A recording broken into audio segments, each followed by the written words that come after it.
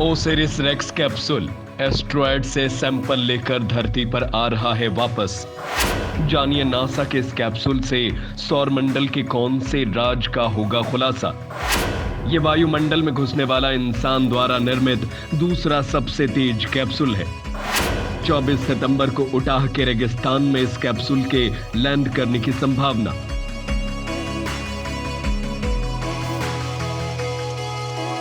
हमारे सौर मंडल में करोड़ों किलोमीटर की यात्रा करने के बाद नासा का एक खास कैप्सूल इसी महीने धरती पर लौट रहा है। इसका नाम है ओसिरिस रेक्स। ये धरती और मंगल ग्रह के बीच मौजूद एक उल्कापिंड की मिट्टी और पत्थरों का सैंपल लाने अंतरिक्ष में भेजा गया था। मिनी फ्रिज जितना बड़ा ये कैप्सूल उटाह में उतरेगा। ओसिरी रेक्स का पूरा नाम है origins spectral interpretation resource identification and security regolith explorer.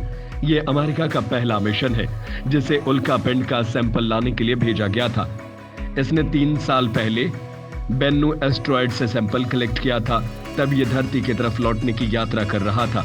ये कैप्सूल अपने साथ करीब 230 ग्राम सैंपल लेकर आ रहा है। यह सैंपल जिस कैप्सूल में रखा है वो लावा से 2 गुना ज्यादा गर्म तापमान बर्दाश्त कर सकता है।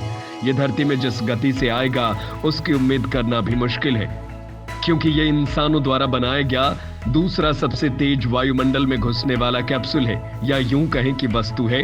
ये कैप्सूल 45 किलोग्राम का है। फिलहाल ये अंतरिक्ष में हाइपरसोनिक गति में यात्रा करते हुए धरती की तरफ आगे बढ़ रहा है। इसमें एक तरफ हीट शील्ड लगी है जो इसे धरती के वायुमंडल में आते समय उसे जलने से बचाएगी। उम्मीद है कि ये 24 सितंबर को सफलतापूर्वक उटाह के रेगिस्तान में लैंड करेगा। धरती के वायुमंडल में प्रवेश करते समय इसकी स्पीड आवाज की गति से 36 गुना ज्यादा तेज रहेगी। जैसे ही ये वायुमंडल पार करेगा इसे हवा, बारिश या अन्य प्रकार के मौसम का भी सामना करना होगा। उम्मीद है कि ये उटाह के ग्रेट सॉल्ट लेक रेगिस्तान में किसी जगह पर लैंड कर सकता है।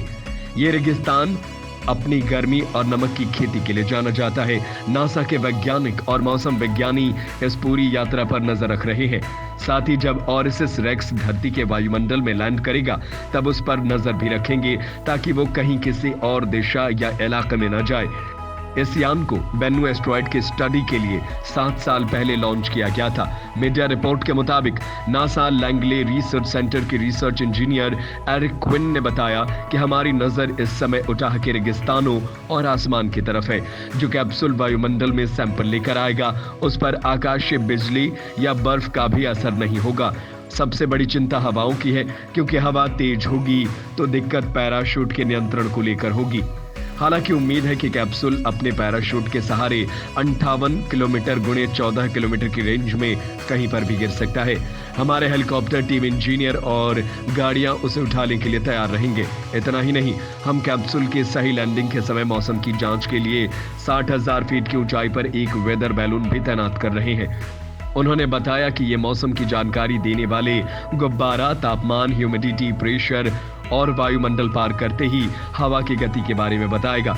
ये गुब्बारा 18 फीट प्रति सेकंड की गति से ऊपर जाएगा। इस दौरान ये लगातार इन सब चीजों का डेटा नासा को भेजता चला जाएगा ताकि कैप्सूल की लैंडिंग के समय सारी जानकारी मिलती रहे।